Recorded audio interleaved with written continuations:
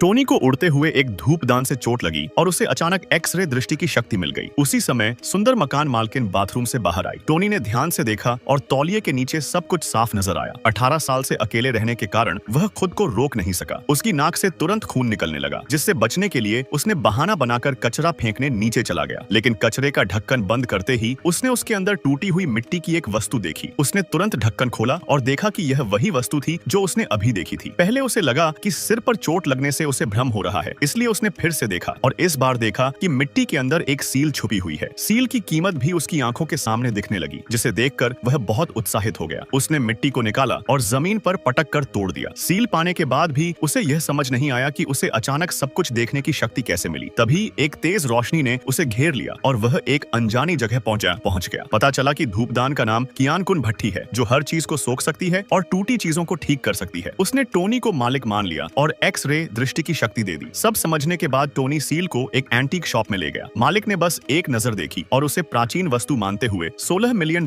देने की पेशकश की। इस तरह टोनी 3000 महीने से सीधा करोड़पति बन गया। उसे यह जानकर और भी हैरानी हुई कि कियान कुन भट्टी वस्तुओं की मरम्मत कर सकती है। उसी वक्त मकान मालकिन ने उसे एक टूटा हुआ पारिवारिक जेड लॉकेट दिया, जिसकी कीमत $1 लाख थी। भट्टी से मरम्मत के बाद उसकी कीमत 2 लाख हो गई। इससे टोनी को और आत्मविश्वास मिला और उसने 3000 रुपए महीने की नौकरी छोड़ने का निर्णय लिया। लेकिन उसके मालिक ने वेतन देने से इनकार कर दिया, कहकर कि उसने पूरा महीना काम नहीं किया। यह सुनकर टोनी गुस्से में आ गया, लेकिन तभी मालिक ने उसके हाथ में जेड लॉकेट देखा और लालच में आकर उसे ऊंचे दाम में खरीदने की पेशकश की। लेकिन मौका देखकर उसने असली लॉकेट की जगह नकली रख दिया और दावा किया कि इसकी कीमत सिर्फ $20 है। टोनी ने अपनी एक्स-रे दृष्टि से धोखाधड़ी पहचान ली और कहा कि यह असली नहीं है। मालिक मानने को तैयार नहीं था और सोचा कि टोनी के पास कोई सपोर्ट नहीं है। लेकिन टोनी पहले से जानता था कि वह नकली वस्तुओं के धंधे में शामिल है। उसने जोर से लोगों को बुलाया और कहा कि वह दुकान का गंदा काम उजागर करेगा। जल्द ही दुकान में भीड़ लग गई। टोनी ने एक नीले सफेद चीनी मिट्टी का टुकड़ा उठाया और कहा, यह हाल में बना नकली टुकड़ा है। उसकी बात ने एंटीक एसोसिएशन के अध्यक्ष का ध्यान खींचा। अध्यक्ष ने देखा कि टोनी न केवल असली नकली पहचान सकता है, बल्कि उसे नकली बनाने की तकनीक भी आती है। टोनी लगातार मालिक की पोल खोलता गया, यह जाने बिना कि अब वह निशाने पर आ गया है। फिर उसने ऊंची आवाज में कहा कि पूरी दुकान में एक भी असली वस्तु नहीं है। मालिक डर के मारे पीला पड़ गया और सफाई दी कि टोनी झूठ बोल रहा है और उसकी दुकान की 10 साल से अच्छी प्रतिष्ठा है। लेकिन टोनी ने तुरंत उसका पर्दाफाश कर दिया